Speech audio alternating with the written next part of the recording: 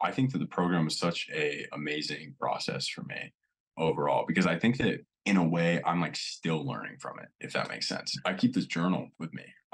This is my creative journal. I write down everything that I like work on or think of in this get bad boy. Right here is this was like last semester's journal, right? And this was all like school stuff. And like this right here, all this good stuff that's like double the size during the actual program in just the last few months. The exponential growth says it all right there.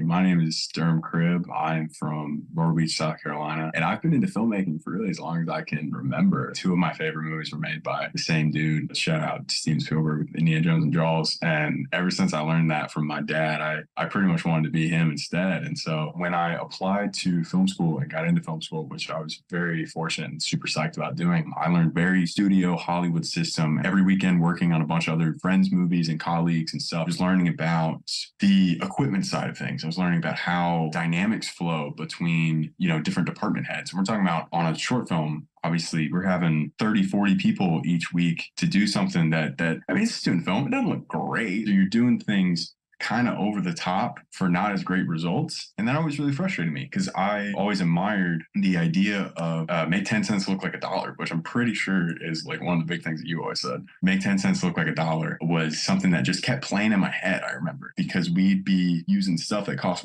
way more than 10 cents and it looked like it was costing pennies. And that really bugged me. And a lot of stuff that I was writing anyway, we wouldn't be shooting, right? I was in these writing classes, but they weren't even production classes. So you just be writing them and stewing on them and sitting them on the shelf and just, touch them again. That was one thing that kind of bugged me a little bit. I wasn't making a lot of stuff for myself. I wasn't making movies that made me really happy. And I wasn't fully able to show people like what I could do. Folks back home, of course, they'd be always asking like, hey, what are you working on? What have you been doing and stuff? And I'd be like, oh, I'm a gaffer. I do lights and stuff. Again, I was kind of in a little bit of a rut. I really wanted to be making things again. I wanted to be shooting things and getting out of this kind of like, oh, you have to have this, you have to have this, you have to have this to make a movie or else it's not considered like a movie. Coming to college and stuff, the more that like world kind of opened up for me, the less confident I became because there were so many people that were really great at it and had so many different approaches. I kind of felt like I was just this guy who was making these silly little movies and other people were making these like really serious stuff and they really knew their craft and they were really, really great. I have a lot of friends who are doing some super cool stuff right now. Some are my age, some are older than me, some are, in my year and good friends with me and I'm very happy for them. But it was always this idea of like,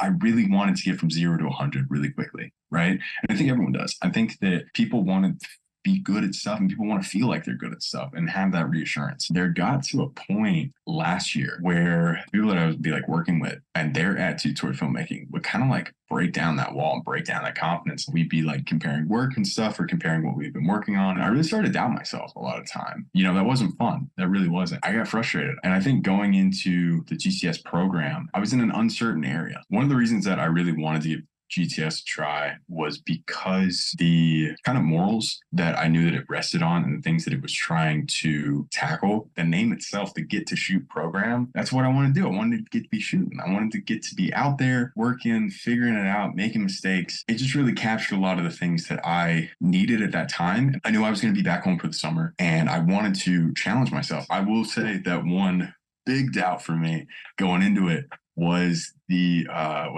cost aspect. I mean, these classes and these types of programs that have these big costs, but there is a bit of a risk with that. And I know that for me, I was in a less than ideal financial situation going in. I think that those are probably some pretty basic doubts that I'm sure everyone had going into it. It's a lot of money. I really didn't want to fall behind. That was one thing that I was super worried about. I really want to challenge myself to be on top of it. I think that a systematic approach was super important for me personally. I think that the ability to be able to focus on things each week allowed for the most optimal path of growth because it was almost like a checklist, right? I knew that this week I'm focusing on this. I think with school and stuff and so much like waiting around and things, it was really refreshing to be able to go ahead and shoot day one. This is a mini tangent, but I don't know if you ever like do recipes, like look up recipes and stuff, but sometimes they'll have like the blogger or like the author's like life story before the recipe. And it's like, man, I really don't need that right now. I appreciate that. And I would love to hear about it later. But right now, I really just want to cook this dish. And that's how I was feeling. It was like that when the teachers swim, they like push you in the pool kind of deal. I knew I'd be able to swim, but I just needed that push in the pool. And it was great. The feedback aspect was really important. I never really realized how lucky of an opportunity that is until recently to have that. It really helped you check off those ideas of what did I achieve with this? What worked? What didn't? What do I need to improve on? There was things that came out well that I was really happy with. There was things that didn't, but it was okay because I knew I was learning from it. Man, so a lot of the results that I got going through, I think that the program was such a amazing process for me overall. In a way, I'm like still learning from it, if that makes sense. Just the other day with like the short film that I was working on, I was thinking about all these things that we had talked about, and I was thinking about kind of this mindset that I had when I was in the program. I keep this journal with me. This is my creative journal. I write down everything that I like work on or think of in this bad boy right here, right, is this was like last semester's journal, right? And this was all like school stuff, and like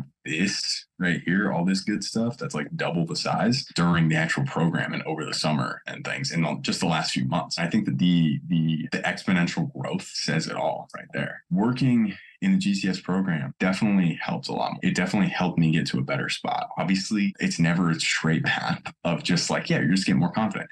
It goes up and it goes down and it goes up, and you see your first draft or your first rough cut, and it goes way down because you're like, oh my gosh, I can't believe they let me hold a camera. But then by the end of it, it all kind of works and you get a little boost up. As a blanket statement, I think that I am more confident in my abilities, and I think I understand my process and my reaction to the stress and anxiety of film better. And I think that is even more valuable for me personally. I really wanted to get to be shooting again. Honestly, I really wanted to be comfortable in being able to pick up my camera and make some movies and not feel like I needed, a unit production manager for a thing in my apartment. And I didn't need a gaffer or a DP or a key grip. I wanted to be able to go and shoot this thing because I wanted to shoot it. I think I got an understanding too of myself and my processes and how I operate or view film as a whole. What is really crucial and what is really nice to have, right? What is the bells and whistles? And then what do I need? You don't need that much if you know how to use it, right? And I think I definitely got a couple stuff that I wasn't anticipating. If there was someone out there that was thinking about joining GCS, but was fearful or had any doubts or any bit of hesitation, but like if you're in a spot where you feel like comfortable and that you can do that financially, do it. It won't be a waste as long as you put your all into it. If you treat it like grade school or like high school, where you're like, I'm just kind of going through the motions and stuff and I'm doing stuff, then you might be wasting your time, you might be wasting a little bit of your money. But if you go in with a open mind, if you really put in your all, you're going to get a lot out of it. What you put in, you will get out. It's going to feel more like an investment than a purchase. Right? It's not like a master class. It's so much more. It's so much more than just like a video and stuff. That's what YouTube's for. So this is completely different. And I think that it is a wonderful experience. And I hope that you find it that too. I have spoken about that I'm in kind of this transitional period. I'm still in school. I got 2 more years. I just completed my halfway mark of school. Let's go. Hopefully it goes well. I'm going to be making some like thesis films. I'm going to be really trying to bridge those two approaches, right? I have all this stuff from my real school. I've had all this stuff from the program, and I'm hoping to bridge those gaps. I'm hoping to make bigger pictures and stuff. The bigger ideas will come with time, and we're going to try to take these practical aspects, these fundamentals, and apply them to bigger stuff and broaden those horizons.